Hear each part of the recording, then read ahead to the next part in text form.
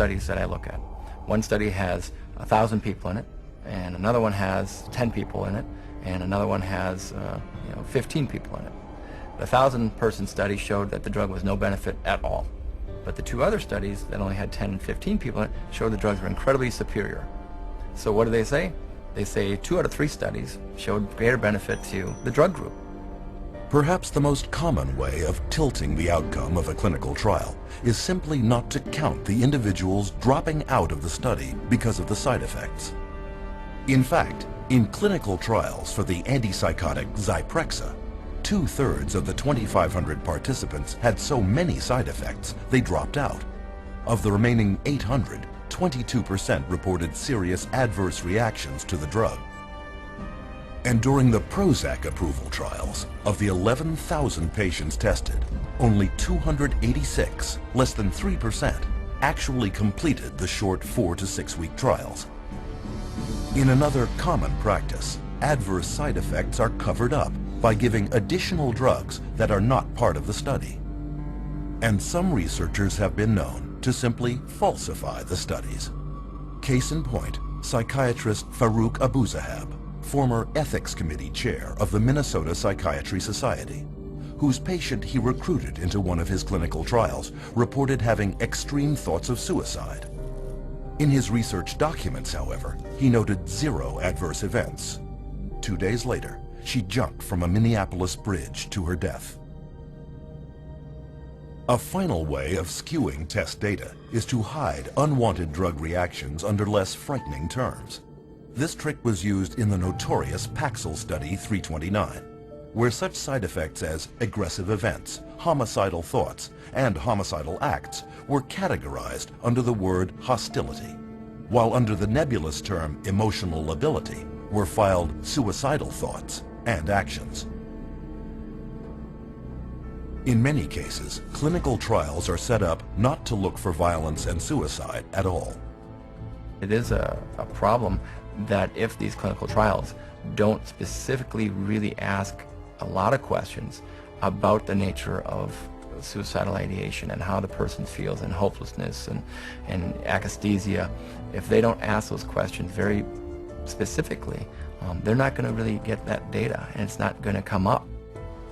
Designing biased trials to avoid negative findings, interpreting the raw data to favor your drug, and spinning the entire study to accentuate the positive are just some of the many, many ways to bias a trial. It is this perfect storm of intellectual dishonesty that has led one drug expert to conclude that it can be proven that most claimed research findings are false.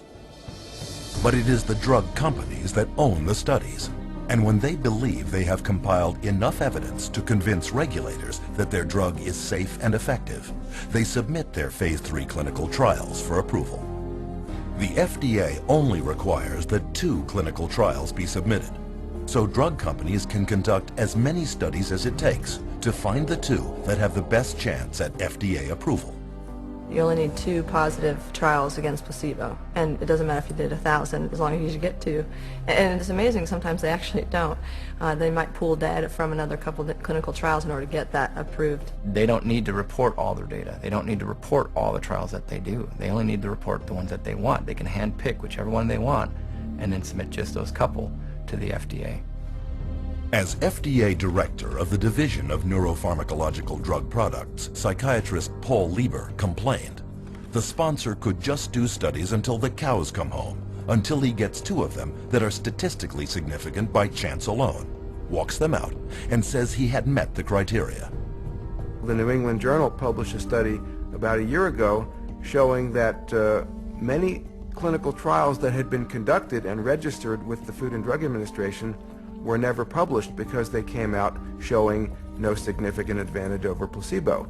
So antidepressants are not as effective as they are being made out to be, and the side effects are not as emphasized as much as they should be. This point was driven home in 2008 by psychologist Irving Kirsch and his colleagues, who obtained every clinical trial ever submitted, published and unpublished, from the U.S. Food and Drug Administration of 4 new-generation antidepressants. The results were both alarming and enlightening. In Kirsch's words, antidepressant medications have reported only modest benefits over placebo treatment. And when unpublished trial data are included, the benefit falls below accepted criteria for clinical significance.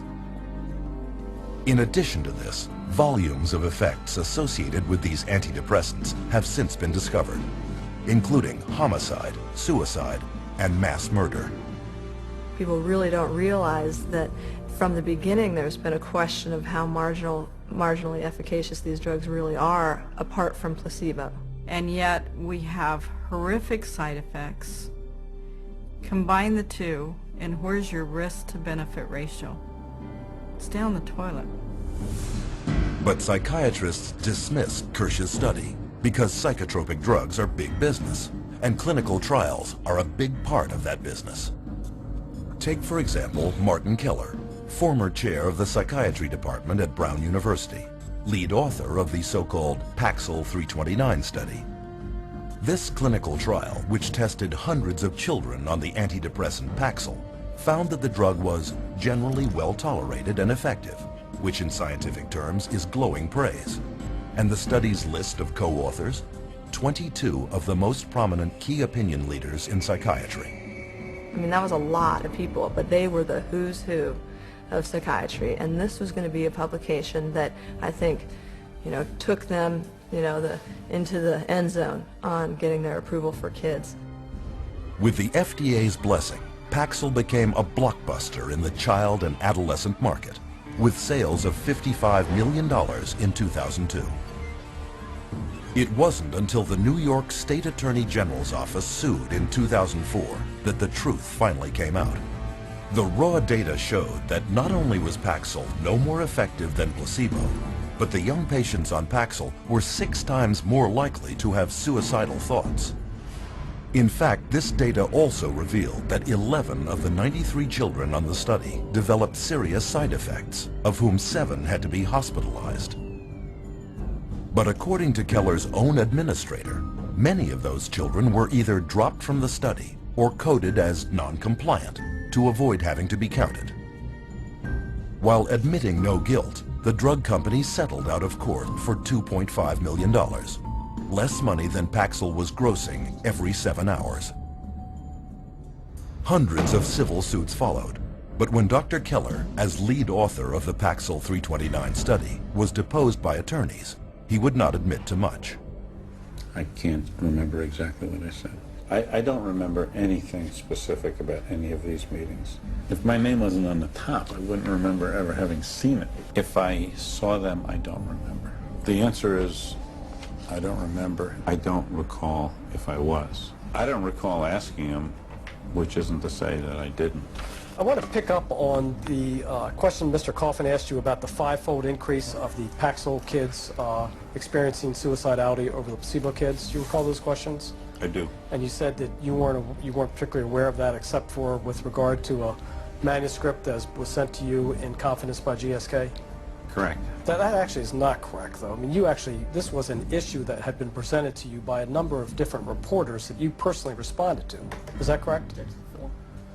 I don't remember. How could Dr. Keller have known so little about the drug study of which he was lead author, and which he himself used to promote Paxil for children in prominent medical journals and conferences?